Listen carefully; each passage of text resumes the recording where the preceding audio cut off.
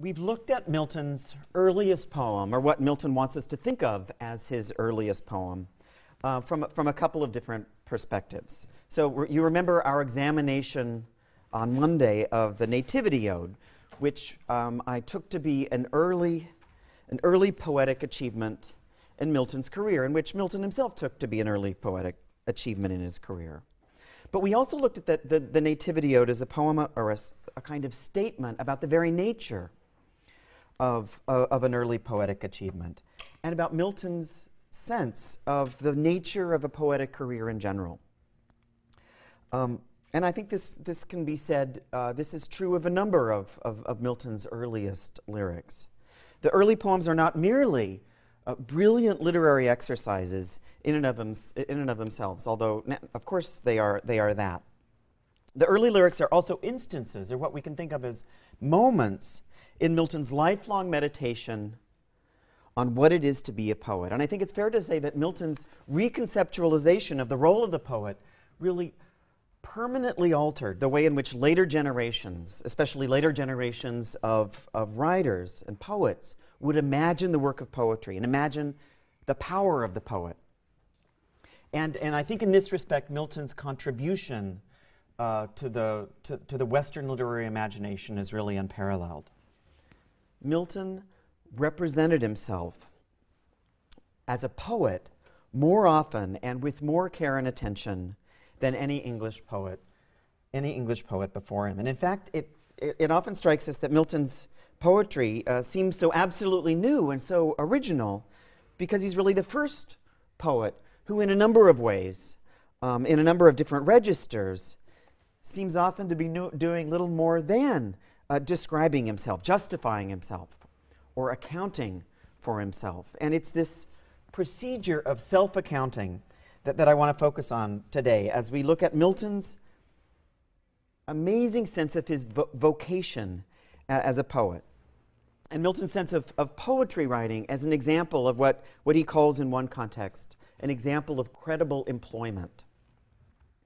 Now, Milton never writes a formal autobiography, but Milton's body of poetry and this enormous body of prose, most of it polemical prose, this stuff is littered with what are clearly recognizably, explicitly autobiographical passages.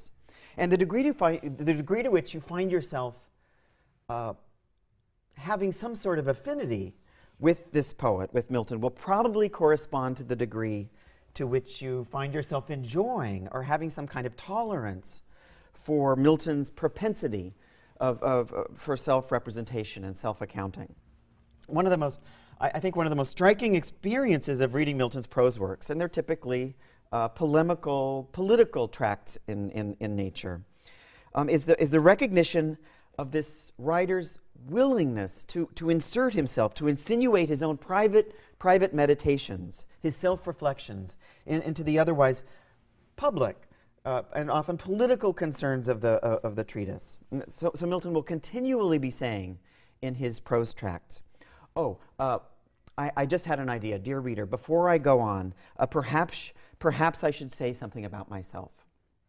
And I need to explain something to you about where I'm coming from. You wonder who I am to tell you this. Let me give you an account of myself, and let me establish the reasons why you need to go on listening to me and why you should believe my position on this or that political or ecclesiastical topic.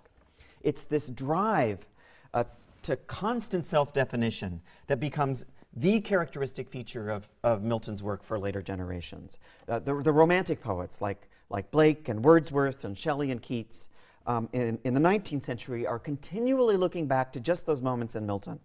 Milton's method of self-justification and surprising self-assertion. And because it was precisely in Milton's exercises in autobiographical writing that a crucial element of literary practice gets established. And that's the element of the poet's meditation on the meaning of his vocation as a poet. And Milton is magnificently free of the pressures of modesty and reticence. And that freedom, the liberation from that burden, also becomes an enormous part of his appeal for later generations of writers.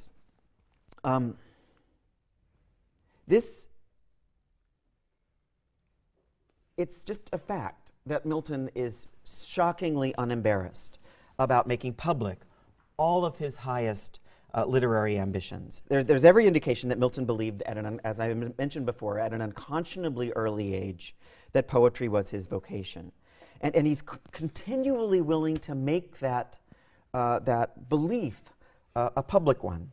And by vocation, I'm not merely thinking of a job, although certainly the modern sense of vocation as a form of employment is certainly one that's available to Milton and certainly present in his thinking about the vocation. But I also mean vocation in its earlier, more etymologically pure sense, the literal sense of the word, vocation as a calling, from the Latin vocare. One's vocation is that to which one has been called presumably by God to perform. So you have two rather competing senses of the word vocation here, vocation as employment and vocation as a calling. And they're constantly, for Milton, bleeding into one another, these two senses of the word, and often struggling with one another or competing with one another. Milton was always wrestling with the problem of vocation in all of its meanings. And the problem of what a calling actually is and how one actually knows one has a calling is a problem that pulsates somewhere beneath most of the lines of poetry that Milton writes. The most stunning of all of the anticipatory career narratives that I had mentioned in the last class appears in the passage of the Reason of Church Government that you read for today. So I'm going to ask you to turn to your Hughes editions and look at the top of the left-hand column of page 668. So page 668, this is where Milton describes the outpouring of enthusiasm that he received for his poetry from a number of learned Italians during his recent travels to Italy. So this is the top of the left-hand column on 668. Milton, I began thus far to assent, both to them and diverse of my friends here at home, and not less to an inward prompting which now grew daily upon me. And think about this inward prompting. Is it the self's own prompting, or is this a prompting experienced internally, a prompting of God, a vocation? An inward prompting which now grew daily upon me, that by labor and intense study, which I take to be my portion in this life, joined with the strong propensity of nature, I agreed with all of these voices that I might perhaps leave something so written to after times as they should not willingly let it die. Now, it's clear here that Milton is imagining this future work, the work that after times will not willingly let die, as the fulfillment of a professional career. We certainly don't here have an image of a poet whose poetry is being written effortlessly or easily, as the young Milton seems convinced the Shakespeare's poetry had been written in L'Allegro and in Il Penseroso, which you'll be reading soon. Especially in L'Allegro, Milton is able to say that Shakespeare simply warbled his wood notes wild. He was able to produce all those magnificent plays simply by instinct. So a kind of natural urge produced and generated all of that poetry. But Milton portrays himself as a laborer here, a poet who by labor and intense study actually has to work to produce the great poem. Milton's divine vocation, his calling, seems in this light to be something like a vocation in the modern sense. It's a job that exacts work or labor. Now look at page 671, again on the top of the left-hand column. Here, Milton is elaborating on the details of his anticipation of his undying fame, and it's extraordinary. This is a polemical tract about a new way in which the Anglican church government should be organized, and what in the hell is all of this doing here? Milton's reporting to the English people how he imagines his future literary fame. It's extraordinarily and wonderfully inappropriate. So Milton's not making just any idle suggestion that he will write a poem that future generations will find themselves incapable of forgetting. This is the left-hand column on 671. Neither do I think it shame to covenant with any knowing reader that for some few years yet I may go on trust with him toward the payment of what I am now indebted, as being a work not to be raised from the heat of youth or the vapors of wine, like that which flows at waste from the pen of some vulgar amorist or the trencher fury of a rhyming parasite. Out of nowhere, you get this sense of anger on Milton's part, and this kind of contempt that he feels, and he will feel for the rest of his life, of his contempt of his poetic competitors, his contemporary poets, all of whom are vulgarians in this characterization. Nor to be obtained by the invocation of Dame Memory and her siren daughters.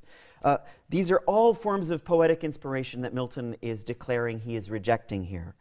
Milton's work, the great work, will emerge instead from devout prayer to that eternal Spirit who can enrich with all utterance and knowledge, and sends out his seraphim with the hallowed fire of his altar to touch and purify the lips of whom he pleases.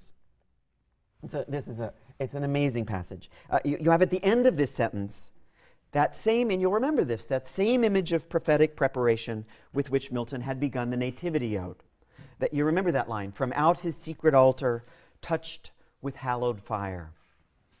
Like the old Hebrew prophet Isaiah, Milton will be inspired to write his great work when the iniquity of his lips is purged, when the eternal Spirit touches with hallowed fire the lips of whom he pleases.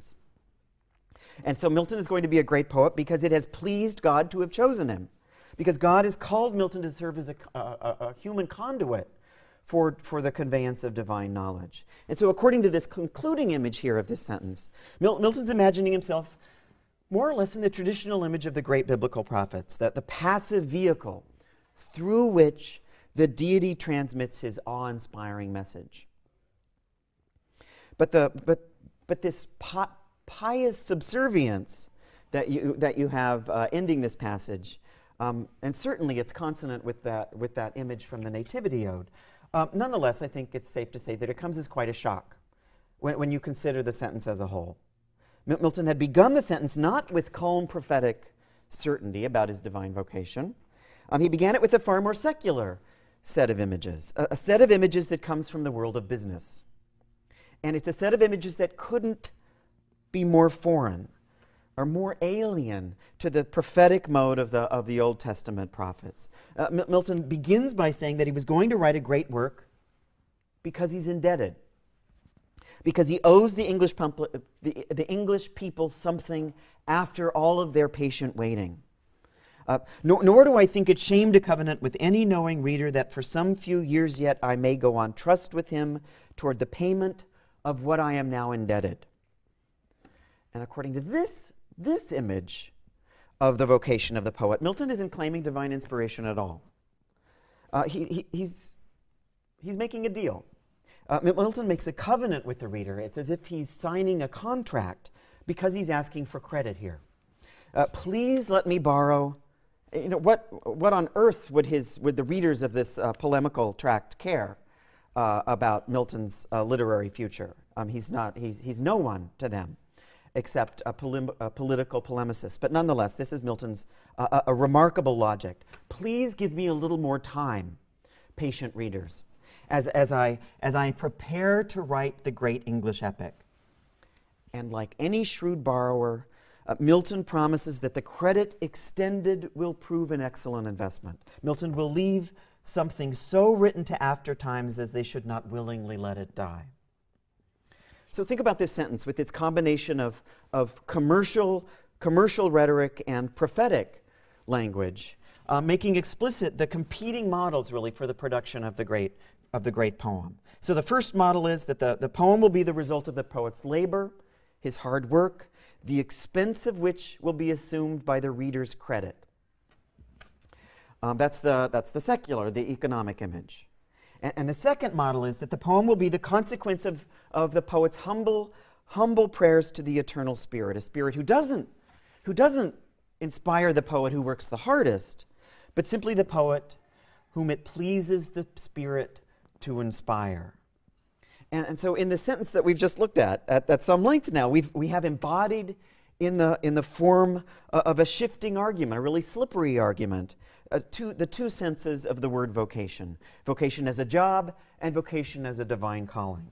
And I go so far to say that most of the really truly memorable moments in Milton's poetry and prose have been generated by some version of just this conflict.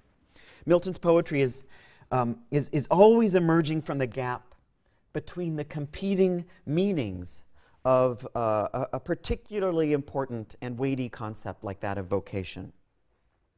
Now, to some extent, we shouldn't find ourselves surprised that we see at the heart of Milton's statement, and anticipating his future greatness, something of a contradiction concerning the idea of a vocation. It's just this uncertain status of the a whole raft of ideas associated with vocation that really fissured and fractured the spiritual lives of countless 17th century Puritans. Milton is inheriting here an enormously rich tradition of thought on this subject. According to the 16th century Protestant theologian Jean Calvin, the Swiss theologian, or actually French, but he lives in Geneva, God chooses us, God elects us for salvation and damnation. We ourselves, of course, have no choice whatsoever in the matter. And this belief that's called Calvinist predestination is really at the heart of mainstream English Puritanism at this point. Our salvation is entirely in God's hands. But it seemed to a lot of followers of Calvin that it was a matter, and you can imagine why, it was a matter of some urgency and a matter of some importance to know whether one had actually been elected by God for salvation. We need some proof of our salvation, and simply to get up in the morning, actually, when you think about it. And the only proof seemed to lay, for so many of Milton's contemporaries, seemed to lay in the degree of visible success that they seem to have enjoyed. And so then, much as now, one of the most obvious signs of success was, of course, financial. The material success, the means by which we could discern whether God had called on us to join the elect was by discerning the profitability of our vocation, the vocation in the secular sense of employment. And so you can probably see something like the strangely perverse logic that could begin to attach itself to the Puritan belief in God's predestination of all human beings, either to salvation or damnation. I don't think this is, I feel confident that this is not at all what Calvin had intended, but it's what happened nonetheless.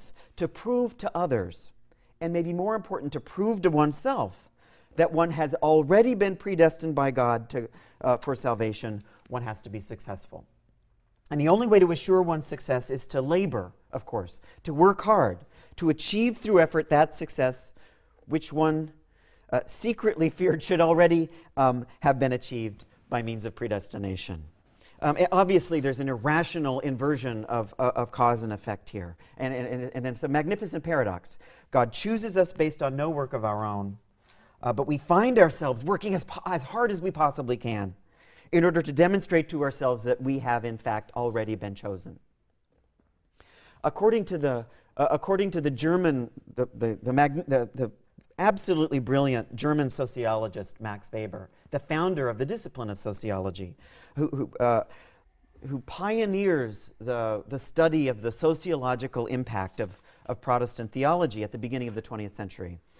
It is precisely this backwards and cruel logic that's responsible for what he, and it's an enormous claim, essentially insupportable, but it's this backwards, crazily inverted logic that's responsible for the economic progress of the Northern Europeans. It's responsible for what Weber calls the emergence of the Protestant work ethic. So historians can, and in fact have, many times taken issue with a lot of Weber's historical claims. But he's invaluable, I think, for our purposes. in the understanding of Milton, and for a lot of the cultural business of the 17th century in general. The assumption among a lot of Reformation Protestants in Milton's day was that what God commands above all else is our labor, our investment. And God expects after our labor and investment that we have something to show for it at the end. It makes sense. That we have in some way profited. And so it's here at this intensely awkward point at which Protestantism and capitalism, two seemingly utterly disparate spheres of activity and thought and being, the strange point at which these two things converge. And it's at this intense intersection that we find John Milton. To understand the concerns of Milton's poetry, it is important, and I'm convinced it's important to understand this massive conjunction of economic and spiritual thought that's really at the heart of English Protestantism. But that's just a part of the story. There's also a more specific, a more local reason for which our John Milton was susceptible to this profit and loss rhetoric of Calvinist Puritan theology. Milton was the son of a banker. Or, well, actually, banks didn't exist at this point in the 17th century. It's not until the Dutch invent banks late in the 17th century. But Milton was the son of what is the equivalent of a modern-day banker. He's what would have been called in the 17th century a scrivener or a goldsmith. A goldsmith was an early moneylender, and it was a perfectly respectable profession as far as bourgeois professions go. And John Milton Sr. has a pretty good living. But in practice, it's actually much more analogous, I would think, to what a modern-day pawnbroker does. So you would leave with John Milton Sr., the goldsmith, a portion of gold. And on the basis of that collateral, this is all the business of collateral loans, pawnbroking. You would, on the basis of that collateral, John Milton Sr. would lend you a sum of money for which you would pay him interest. And at the end of the loan, upon your payment of the principal and of sufficient additional interest, John Milton Sr., the goldsmith, would return to you the gold that you had entrusted to him. Now, Mr. Milton took some risks when he separated himself from his cash and lent money to his clients, lent more money to his clients than the collateral, the gold, was actually worth. And the motive for that risk, of course, the motive for that investment was the expectation of a profit. It's just this economic pattern of risky investment and the expectation of a profit that forms something like the thematic paradigm. The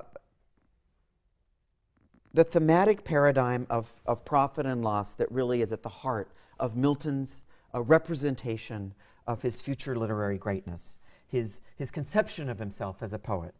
Milton seems to have inherited from his father a language of commerce, a language that he was able so easily and effortlessly to transpose from his father's vocation as a goldsmith to his own anticipated vocation as a poet. Milton owes his father this whole lexical world of lending, of borrowing, and of profit. But Milton owes his father more than that, more than merely a set of metaphors and images drawn from the world of his father's moneylending.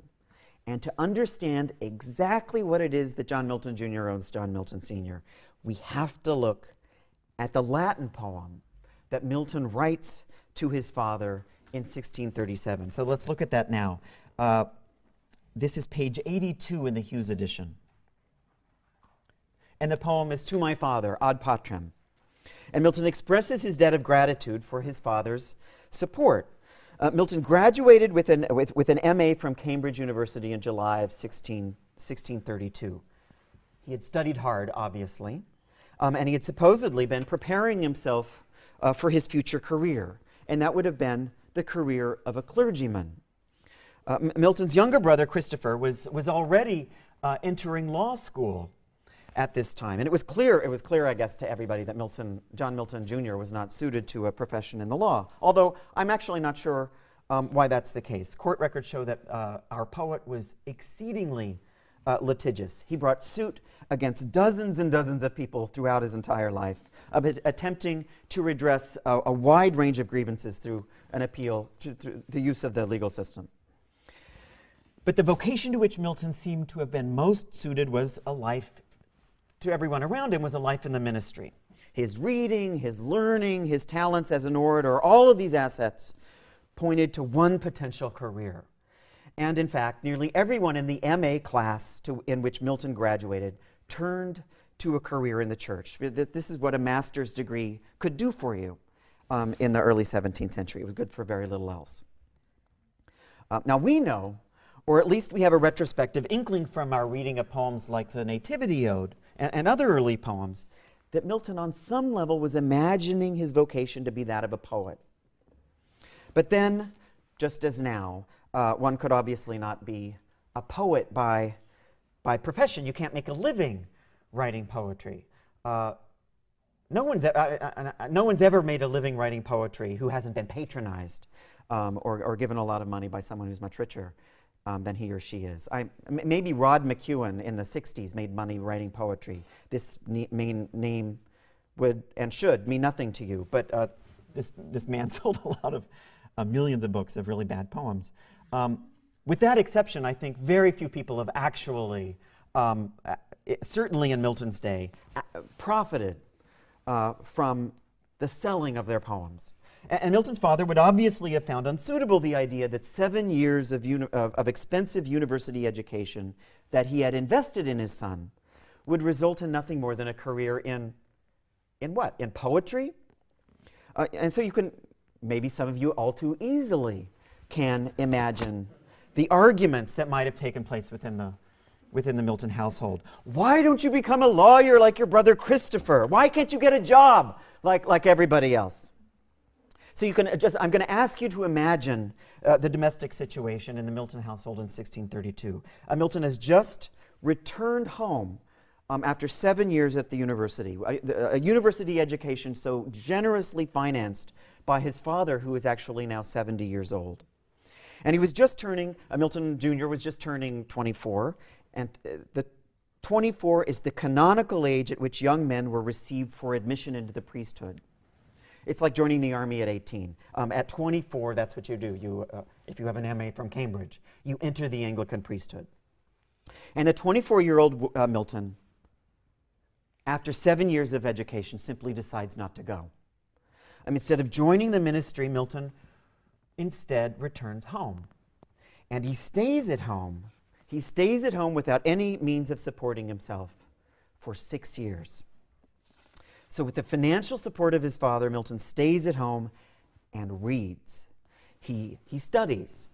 And it's in these years after his graduation from college that Milton embarks upon what is essentially a systematic study of all available knowledge. He commands a mastery of just about the entire canon of Western literary and historical learning. He prepares himself for what his father is still imagining will be the priesthood. But for what Milton is probably imagining will be his future career as a great English poet. And it's little wonder that one of the subjects of his meditations during this period is the problem of vocation, the twin problem of what it is one is actually doing on the one hand, and what it is on the other hand that the Father has called one to do. In Milton's poem to his father, his earthly father, and there becomes a confusion throughout Milton with respect to which of Milton's fathers, the heavenly or the earthly, is calling him to do what. In Milton's poem to his father, you have the poet's attempt to justify himself before the man who seems to be asking him to define his vocation. So we have to assume that the occasion for this poem is some kind of question posed by John Milton Sr. A question like, to what end am I supporting you, son? And if it's a poet that you want to be, to what extent can the writing of poetry be considered respectable work? Milton, look at this is pages 82 and 83 in the Hughes. Milton's expressing a dutiful degree of filial piety and gratitude, and this may seem familiar too. I can never repay you, he writes. You have an account of my means, And whatever, and now we're on page 83, and whatever wealth I possess I have reckoned up on this paper, for I have nothing except what golden Clio has given, and what has been the fruit of the dreams in a remote cavern, and of the laurel groves of the sacred wood, and of the shadows of Parnassus. I have nothing to show for all of your investment but my learning, all that which golden Clio has promised me, Clio, the muse of history. I have also my aspirations, my dreams of becoming a great poet, because I dwell among these highly literary, the sacred wood in the shady groves on Parnassus. Now, Milton explains that he has nothing now, of course, to show for his father's investment, but he will. Look at the last stanza. This is at the top of page 86 in the Hughes. Milton turns to address his own poetry. This is how he concludes this poem, Ad Patrem. And you, my juvenile verses and amusements, if you only dare hope for immortality and a life and a glimpse of the light beyond your master's funeral pyre, and if dark oblivion does not sweep you down to the throngs of Hades, perhaps you will preserve this eulogy and the name of the Father, whom my song honors as an example to remote ages. And Milton's essentially making a covenant. This is a contract with his father. But in this passage, he's engaging his father into a contractual situation, just as he will engage the entire English people, as we've already seen, in the reason of church government. If his father continues to support him, this is the magnificent logic here. If the father continues to support him, he will repay his father with his own future fame, a name that his fellow Englishmen will not willingly let die. Now, Milton's fame will preserve his father's name, and of course it has, throughout the ages. Needless to say, the satisfaction of John Milton Sr. Will have to be postponed to the great hereafter. He will not be able to reap the profit of his investment in his son's study until not only after his own death, but of course after his son's death as well. That's Milton's logic here. But then who would understand? Who would understand better than John Milton Sr. the importance or the value of a long-term investment strategy? There's a tone of self-assuredness and of confidence and certainty in this poem that I have to say isn't always matched in the other works that Milton's writing in this same period. In most of the other writings that you've looked at for today, the weird Calvinist logic surrounding the idea of divine predestination makes it impossible for Milton to be that comfortable or that confident about the idea of a true poetic vocation. How can Milton know that he was really and truly called by God to be a great poet until he writes something? It's not a bad question. Until he has something actually to show for his talent. And how can Milton have anything to show for his talent until this is the logic, until he has patiently waited for God to inspire him to write? He can't know until he's been inspired to write, and he can't, of course, start writing until he's been inspired. And it's a peculiar but familiar double bind. It's a puzzle that proved infinitely anxiety-producing for the young Milton, and it's really the productive engine that keeps this extremely anxious poet going in the early years. It's just this double bind of vocation that's the subject of the Sonnet 7, How Soon Hath Time. That's the sonnet in which Milton laments the fact that he has turned 23 years old and has yet produced nothing that would indicate a shining poetic future. And so in that poem, and as in the other things that you read for today, Milton is attempting to understand the problem of vocation through this specific lens of Scripture. And that's what we're going to look at now. Nearly every conceptual problem available that was puzzled over in the 17th century could be processed and understood in some way in terms of a related problem in the Bible. Every conflict and contradiction within an individual or within the society at large could be interpreted by means of a related conflict or a related contradiction culled somewhere from the writings of Scripture. And for Puritans like Milton, there were some especially important moments in Scripture that could be used to tackle the problem of vocation. There were particular moments in the Bible that seemed best suited to answer this question. What is it that I'm supposed to do? And what does it mean actually to do anything? What does it mean to do anything in a world in which God seems to be so entirely in control of all of our doings and of our actions? Those passages of the Bible that seem to have been particularly useful for this dilemma were two parables from the New Testament. And those are represented in the packet. The parable of the talents and the parable of the workers in the vineyard. And you will soon be seeing innumerable ways in which these parables continue to creep up in Milton's verse. The language, and we could also think of it as the ideology of these parables, are constantly surfacing in Milton. And they provide something like a divinely authorized focal point for what I had mentioned earlier, this strange intersection of spirituality and economics. And I know it's a little difficult to read, but I included nonetheless in the packet the Geneva Bible. That's the great 16th century Puritan Bible.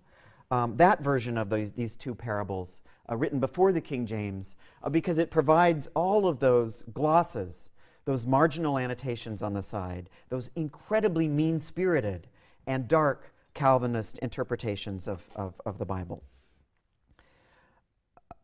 I'm convinced that those glosses, those annotations,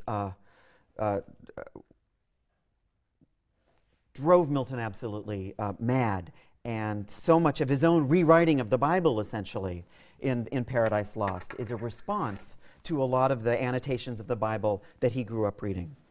So the first parable that we have to look at is the one that instilled, without question, the one that instilled the most anxiety in Milton, and that's the parable of the talents from Matthew 25.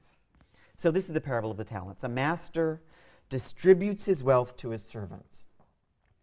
And the wealth is distributed in the form of a coin. And the name of the coin is translated in English with the word talent. And it's precisely the word here for this coin that gives us our modern word talent, which means a skill, of course, or a predisposition. Now think of that our word talent has its origin in this parable, should give you a sense of the extraordinary cultural weight that this parable has assumed. Okay, to one servant the master gave 5 talents. You remember the story. To one servant the master gave 5 talents, to another he gave 2, and to a third servant he gave 1 talent. When the master returns from his journey, he learns that the first 2 servants had wisely and piously invested their talents, and they had doubled their money. They had profited, and the master praises them. But the servant who had been given only 1 talent hid the talent in the earth so as, perfectly understandably, so as not to risk the only talent that he'd been given. And I think the genius of this parable hinges on the fact that the servant who was only given 1 talent seems to be acting so perfectly reasonably, with a laudable form of caution and hesitation, you could actually say. And so he explains to the master, I knew thou wast an hard man, which reapest where thou sowest not, and gatherest where thou strawest not. I was therefore afraid, and I went and hid thy talent in the earth. Because the servant had not been willing to spend the only talent that he had been given, the master instructs him to give his one and only talent to the man who now has 10. And the master concludes with an imperative that is surely one of the most terrifying utterances in the entire Bible. Cast therefore that unprofitable servant into utter darkness. There shall be weeping and gnashing of teeth. The conclusion of this parable seems so violent, perhaps, because the lesson to be learned from the parable is so uncertain. Milton seems to have been drawn to the parable as a way of understanding the expectations placed upon him by his master, actually his 2 masters, or his 2 fathers. There's first the earthly father, John Milton Sr., who had given Milton the talent of an expensive education, and then 6 years of additional heavily subsidized study. And there's also the Heavenly Father who had given Milton his rhetorical gifts and expected him to use them in some way for God's benefit. presumably to use them in some way beneficial to the church, the most obvious way being naturally the vocation of the ministry. And the parable is a horrifying one because it places such an unspeakable pressure on the interpreter to produce something, to show something for himself at the end of the day. And for Milton, whose temperament up to this point inclined him obviously to hesitation, to postponement, and to merely the anticipation of profit, the pressure applied by this parable of the unprofitable servant may very well have seemed utterly unbearable. But there was another parable, another of Jesus' parables that also treated the problem of vocation. And like the parable of the talents, it provided what seemed to be a model for a kind of pattern of action, or actually the trajectory of a career. And this is the parable of the workers in the vineyard. And here, a householder looks for laborers that he will pay a penny a day. The laborers who began to work at dawn earn a penny. The laborers hired in the third hour earn a penny. And the laborers who stood idle in the marketplace until the 11th hour, who were asked to do nothing until the last possible moment, they also received a penny for their pains at the end of the day, their pains such as they were. Now, when asked by the hardest workers why each of the laborers received every man a penny, the householder replies, "Take that which is thine own, and go thy way. I will give unto this last as much as to thee." So in this parable, which is suggested to generations of readers, something like a socialism or a form of communism, the amount of labor actually expended is immaterial. The latecomer to the job is rewarded the same as the worker who was there from the very beginning and working from the very beginning. And as a model for economic activity, or as a kind of vocation guide, this parable couldn't be more opposed, or to some wouldn't seem more opposed to the parable of the unprofitable servant. The men who stood around and did nothing until they were called to act earned precisely the same amount as those who had been laboring in the vineyard all day. They're not punished for their unprofitable expectation, or they're not punished for just waiting around to be called to work. They're not bidden to be cast out into utter darkness where there's weeping and gnashing of teeth. They're rewarded for their waiting. This parable may seem, I think, to be a little more compatible with Milton's general temperament in the years of his studious retirement.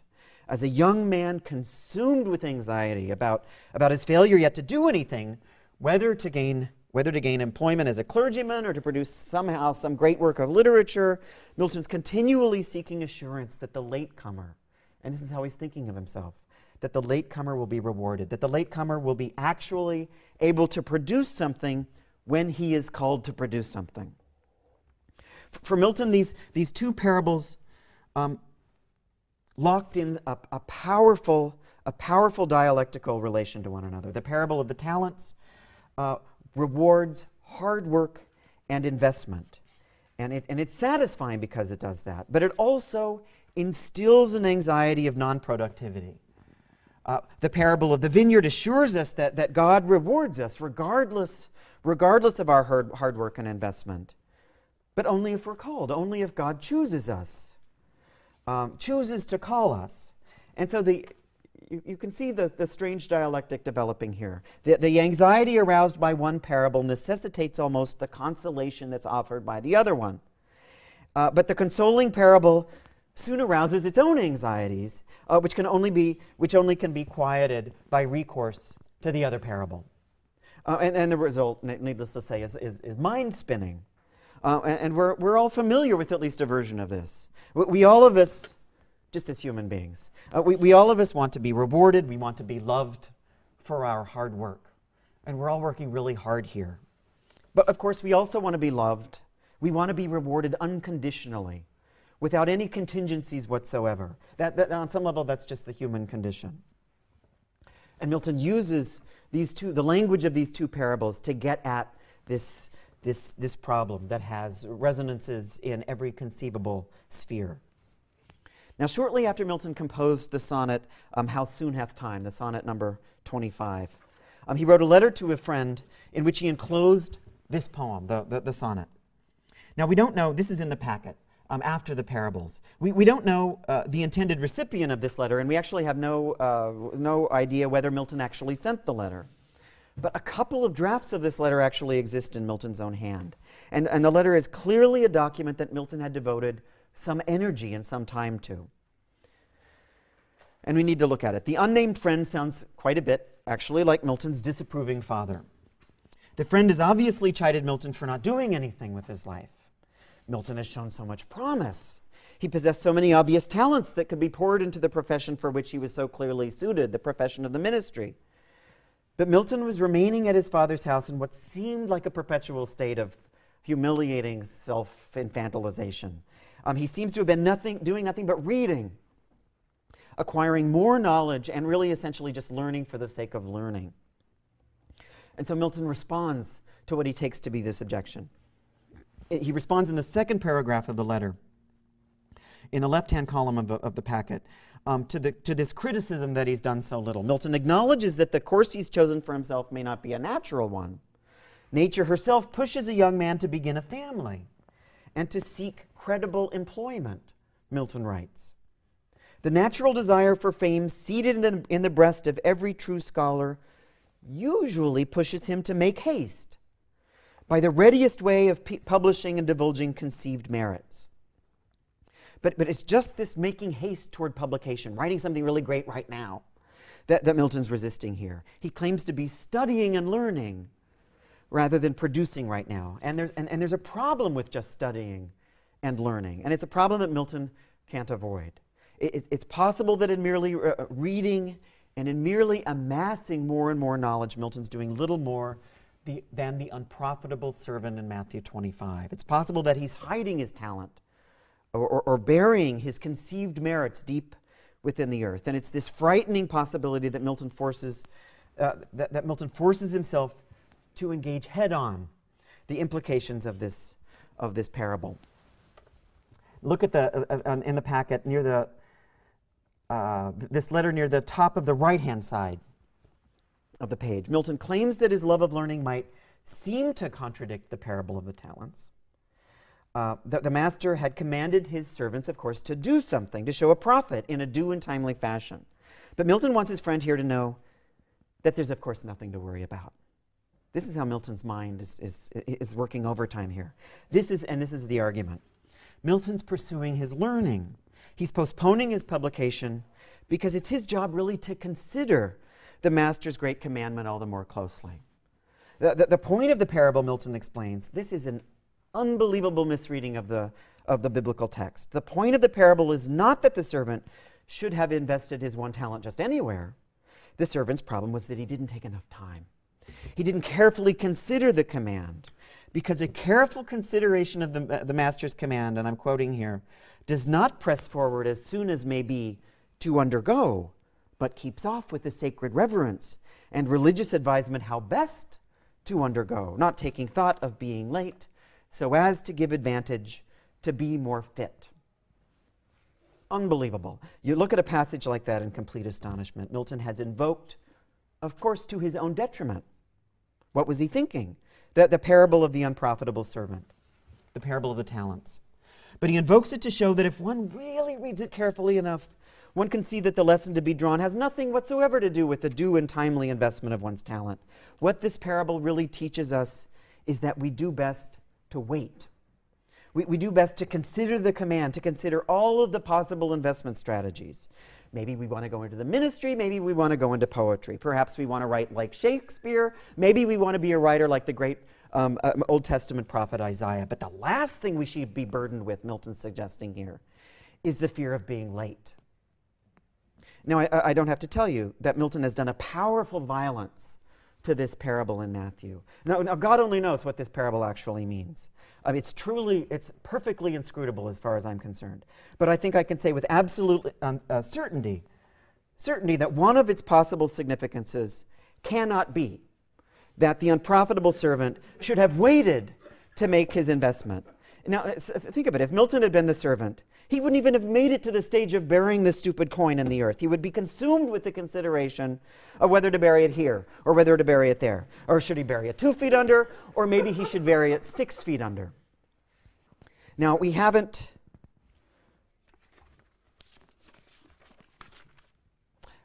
Okay, I'm going to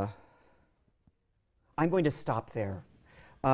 There's a lot more to say about the parable of the talents and the parable of the laborers in the vineyard, but we have run out of time.